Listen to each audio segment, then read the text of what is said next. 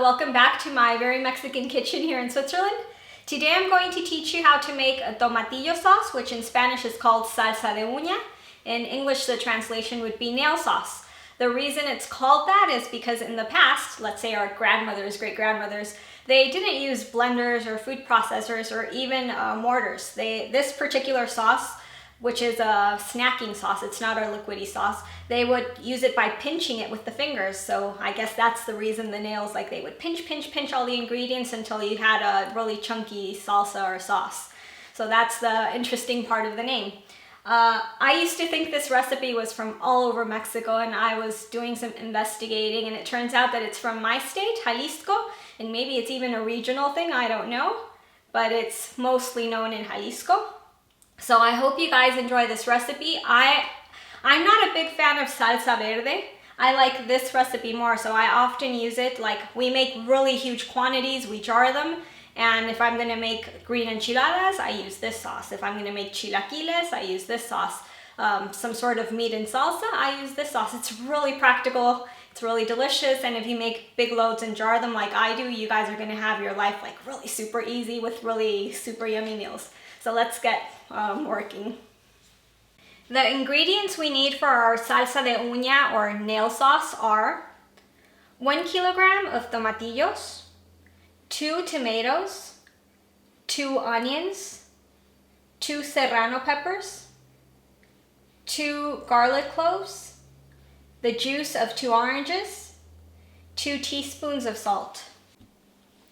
Okay, so for the first step, you're not going to need the salt or the orange juice. Those two you keep aside. We're going to use the tomatoes, the onion, the chili, the garlic, and the tomatillos, or green tomatoes, depending how you know them depending the part of Mexico you're from. The tomatoes and the onion I cut in quarters. The rest stays as it is, whole. And for those of you who don't know how these tomatillos look when they're fresh, because you can buy them canned or even jarred, they're preserved. But the fresh ones, they grow on these bushes and they look like this. They're quite pretty.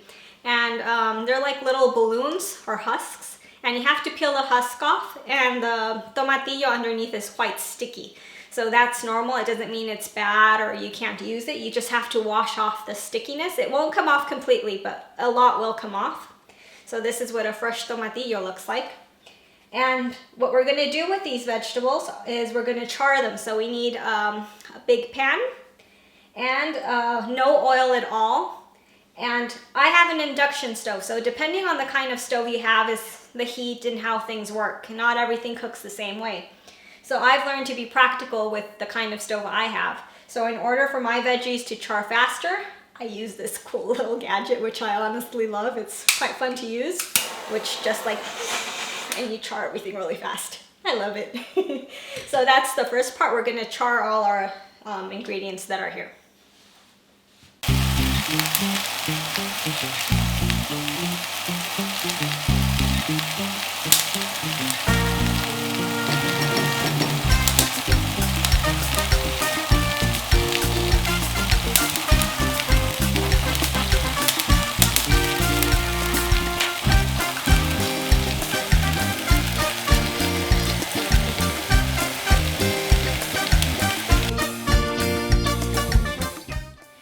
Everything's been charred.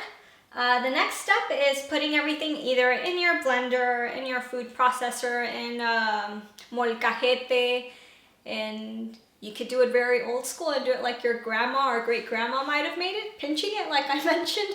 Whatever you guys have at hand will work. So I'm gonna put everything in my blender, the charred veggies, fruits, the salt, and the orange juice. Everything is gonna get blended.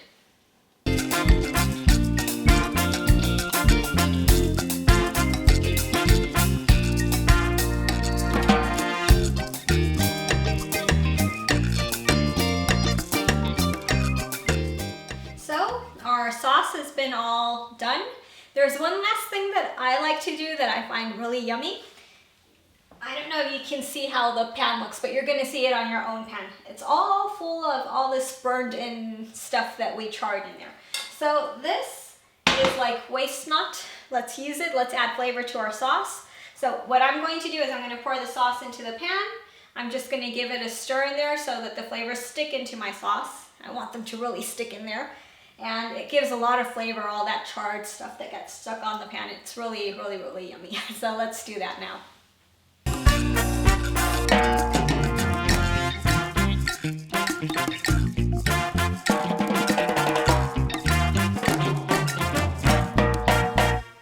So our sauce is done.